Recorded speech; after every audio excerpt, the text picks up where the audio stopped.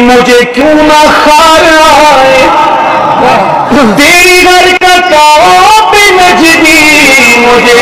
کیوں نہ خار آئے یا غوث سن کے تجھ کو فوراً بخار آئے یا غوث سن کے تجھ کو فوراً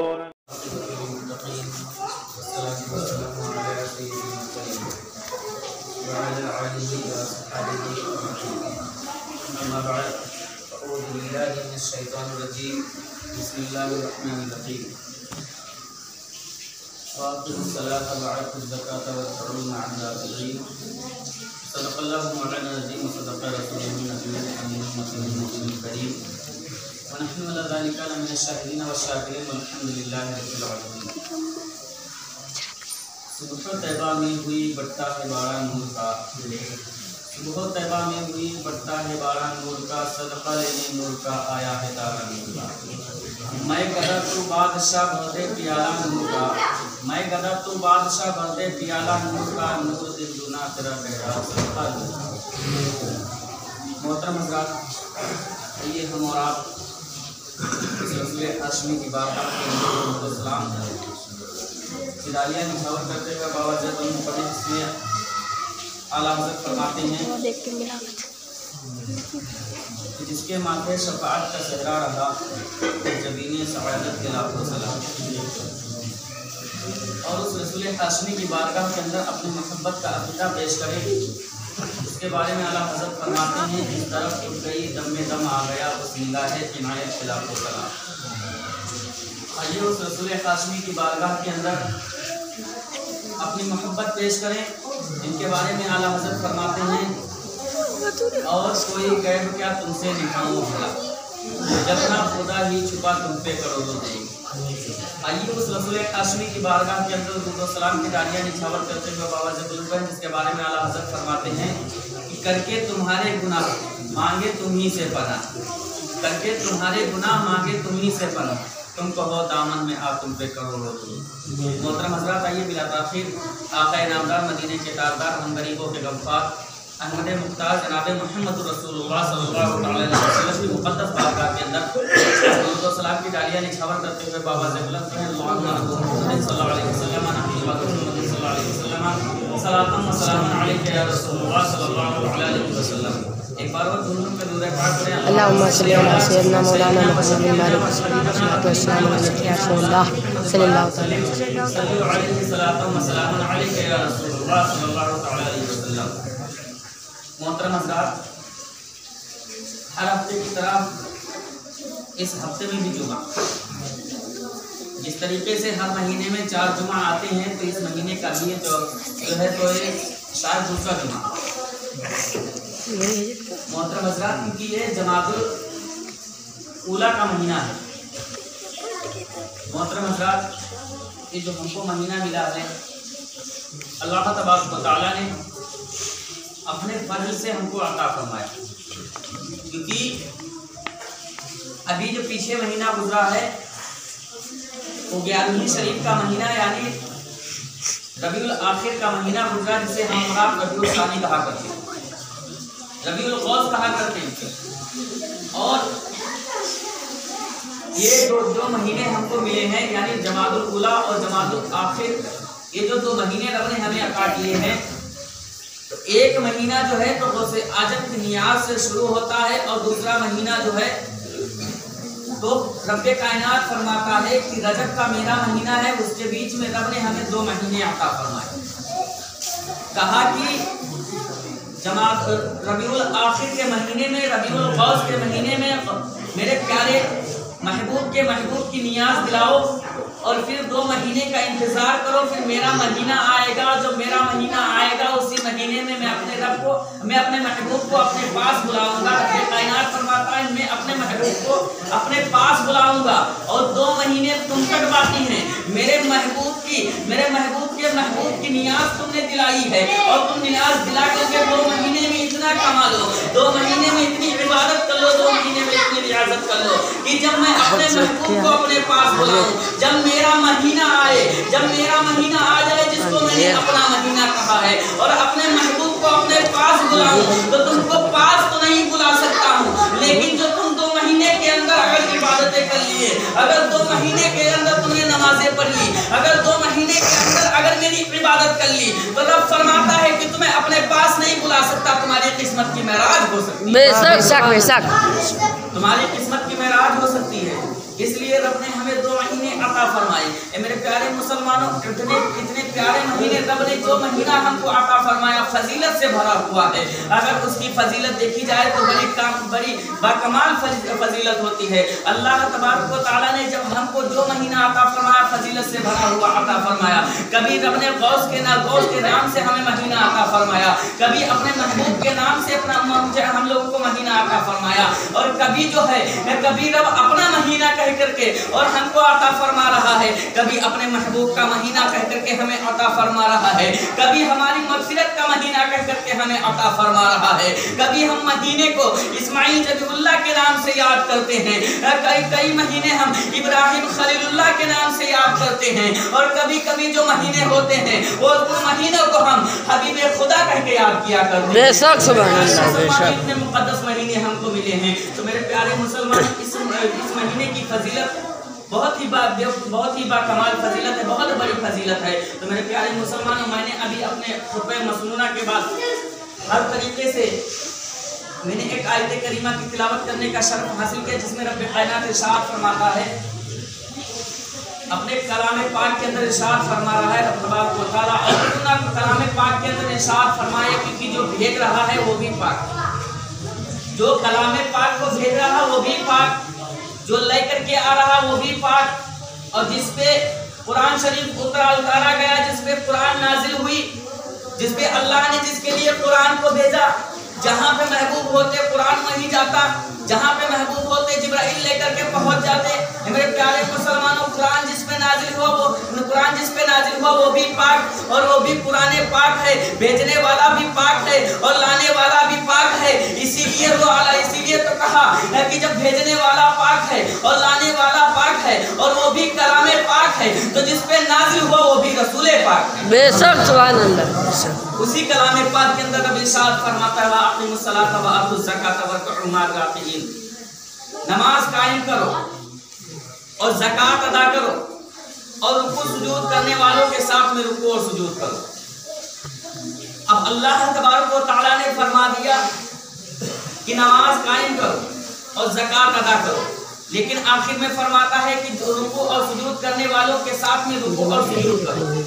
रुकू और सुजूद करने वालों के साथ में रुकू और सुजूद करो। अब आप कहोगे रुकू और सुजूद करने वाले कौन हैं? आप कहोगे कि इनके साथ में रुकू सुजूद किया जाए, क्योंकि हमारे बीच में अगर कोई रुकू सुजूद करता है, अगर कोई नमाज की पाबंदी करता है तो उसकी नमाज कभी कज़ा भी हो जाती है। अगर कोई नमाज का पाबंद है उसकी नमाज कज़ा हो जाती है। क्या हम उसके साथ में रुकू सुजूद करें? या जो जुमा को नमाज पढ़ने आते हैं, क्या उनके साथ में हम रुकू और सुजूद करें? क्या जो हफ्ते में आते हैं या महीने में आते हैं, उनके साथ में रुकू और सुजूद करें? बहुत से ऐसे हजरात हम और आपके बीच में हुआ करते हैं जो ईद के बाद ईद ही की नमाज पढ़ा करते हैं। क्या हम उनके साथ में रुकू और सुजूद करें? नहीं, अल्लाह फरमाता है कि जिसने नबी का जमाना पाया, जिसने मेरे महबूब को देखा, जिसने मेरे महबूब के चेहरे की जियारत की, जिसने वद्दुहा का चेहरा देखा है, जिसने अलम नशरा का सीना देखा है, जिसने जुल्फ़े मुस्तफ़ा देखी है, जिसने सीने मुस्तफ़ा देखा है, जिसने ज़बाने मुस्तफ़ा सुनी है, जिसने बयान मुस्तफ़ा सुना है, वो सहाबी हो गया। वो रसूल के साथ में सजदा किया करता था, वो रसूल के साथ में रुकू किया करता था। और जिसने जो मेरे महबूब का महीना नहीं पाया, मेरे महबूब का ज़माना नहीं पाया है, मेरे महबूब को नहीं देखा है, मेरे महबूब के चेहरे की ज़ियारत नहीं की है, वो जो है वली अल्लाह को देखा, वो जो है सहाबा को देखा है, वो सहाबा के साथ में रुकू और सुजूद करे, वो सहाबा को देख करके रुकू और सुजूद करे। और फिर फरमाते हैं कि जिसने सहाबा का ज़माना नहीं पाया है, जिसने सहाबा का ज़माना नहीं देखा है, जिसने सहाबा को नहीं देखा है, वो किसके साथ में रुकू और सुजूद करे? तो वो वली अल्लाह के साथ में रुकू और सुजूद करे, वो गौसे आज़म को देख करके रुकू और सुजूद करे, वो ख्वाजा मुईनुद्दीन चिश्ती को देख करके रुकू और सुजूद करे, और वो मखदूम अशरफ जहांगीर सिमनानी को देख करके जो है रुकू और सुजूद करे। अगर उनकी हयात नहीं पाई है, अगर उनकी जिंदगी की जियारत नहीं पाई है, तो बुजुर्गाने दीन इस दुनिया पे तशरीफ लाते रहे और सैयद सारार मसूद गाजी बहरेज की सरजमी के ऊपर जलवा अफरोज हैं, उनको देख करके रुकू सुजूद करो اور ان کو اگر تم نے ان کی زندگی نہیں پائی ہے، اگر ان کی زیارت نہیں کی ہے، صرف ان کے روضے مبارک پہ زیارت کے لیے جاتے ہو، تو وہاں سے ہم کو درس ملتا ہے کہ ہماری زندگی میں تم نے ہمیں نہیں دیکھا ہے، ہمارے چہرے کی زیارت نہیں کی ہے، لیکن تم نے میرے روضے کی زیارت کر لی ہے، اور جب روضے کی زیارت کر لی ہے، اپنی لو میری چوکھٹ سے لگا دیا ہے، میرے دامن کو مضبوطی سے تھام لیا ہے، تو جس طریقے سے میں نماز پڑھا کرتا تھا اسی طریقے سے تم بھی نماز پڑھنا بے شک بے شک، سبحان اللہ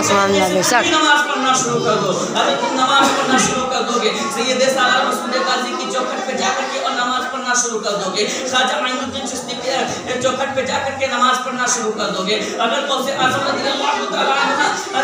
تعالیٰ عنہ کی چوکھٹ پہ جا کر کے اور رکوع اور سجود کرنا شروع کر دو گے، نماز کی پابندی کر دو گے، تو غوث اعظم کے ساتھ میں جو غوث اعظم نے جو رکوع کیا ہے، رب فرماتا ہے رکوع سجود کرنے والوں کے ساتھ میں ہو جاؤ، تو ہم غوث اعظم کے ساتھ میں ہو جائیں گے، ہم خواجہ غریب نواز کے ساتھ میں ہو جائیں گے، ہم سید سالار مسعود غازی کے ساتھ میں ہو جائیں گے، اور جب ہم ان کے ساتھ میں ہو جائیں گے، جب ان کے ساتھ میں ہم ہو جائیں گے، تو ہم نے دنیا کے اندر دیکھا ہے کہ اگر کوئی امیر آدمی ہوتا ہے، اگر اس کے پاس پاور ہے، اگر وہ پاوردار آدمی ہے، اگر اس کی پولیس کے پاس بیٹھک ہے، اگر وہ پولیس کے پاس بیٹھا کرتا ہے تو اس کی بات پولیس کے اندر چلا کرتی ہے، اگر وہ ودھائک کے پاس بیٹھتا ہے تو اس کی بات ودھائک کے پاس چلا کرتی ہے، اگر وہ ایم پی کے پاس بیٹھتا ہے تو اس کی بات ایم پی کے پاس چلا کرتی ہے، اگر وہ پردھان منتری کے پاس بیٹھتا ہے تو اس کی بات پردھان منتری کے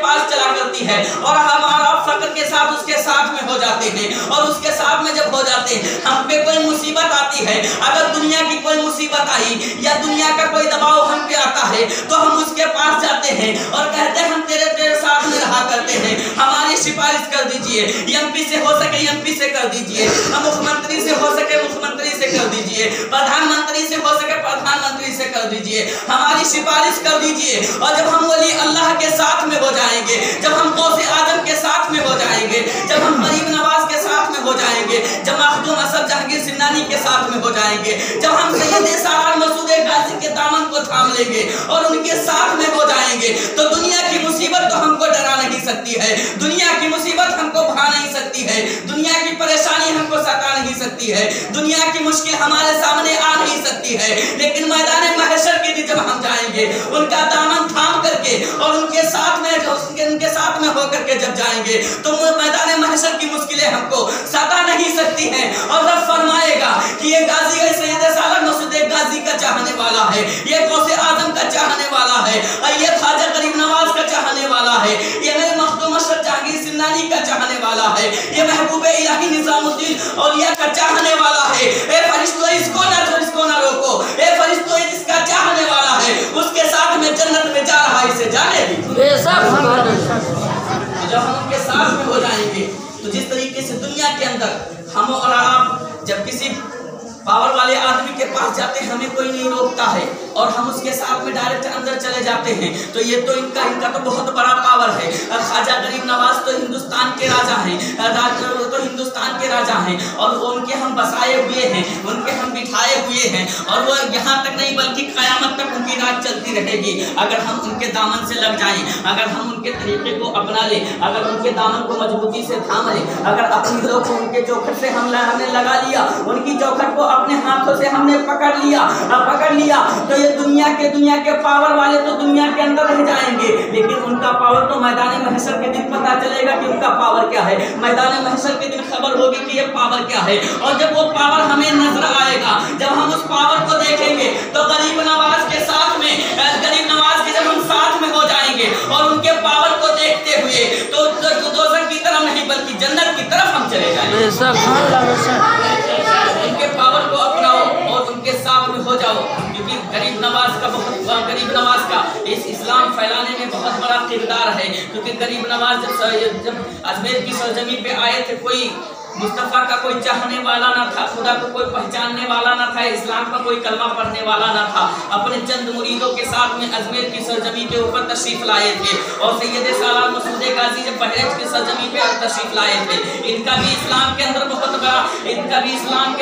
اسلام پھیلانے میں بہت بڑا کردار ہے، کیونکہ حضرت سید سالار مسعود غازی نے بھی بہت بڑا کردار اسلام پھیلانے میں جو ہے تو निभाया है, क्योंकि इस्लाम बहरेज की सरजमी पे कलमा पढ़ने वाला कोई ना था, बहरेज की सरजमी पे कोई मुस्तफ़ा का चाहने वाला ना था, बहरेज की सरजमी के ऊपर बहरेज की सरजमी पे कोई खुदा का मानने वाला ना था, बल्कि सब बुत पूजने वाले थे। लेकिन सैयद सालार मसूद गाजी जब इस बहरेज की सरजमी पे आए हैं, जब बहरेज की सरजमी पे तशरीफ लाए हैं, तो हमको मुस्तफ़ा को पहचान, मुस्तफ़ा की चाहत में जीने वाला बना दिया, खुदा का पहचानने वाला बना दिया और इस्लाम का कलमा पढ़ने वाला बना दिया। और ये कह लीजिए कि अपने चौखट से हमको लगा लिया और मुस्तफ़ा को, जब मुस्तफ़ा की चाहत हमारे दिल के अंदर बसा दिया और खुदा को पहचानवा दिया और इस्लाम का कलमा पढ़ा दिया, तो हम ये फख्र से कहेंगे, जब हमको इस्लाम पहचानवा दिया और खुदा को बता दिया कि खुदा एक है, वहदहुल्ला शरीक एक है, और हमको जब ये बता दिया गया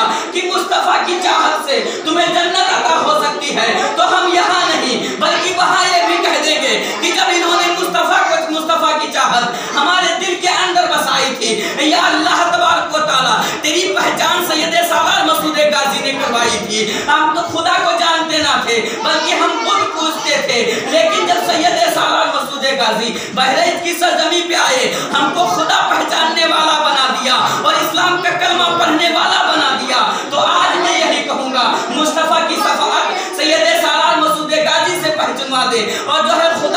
खुदा को जब ये दुनिया के अंदर खुदा को पहचानवाया था, तो उसी खुदा से हमको जन्नत भी दिला दे, उसी खुदा से हमको जन्नत भी दिला दे। और अल्लाह फरमाएगा कि वली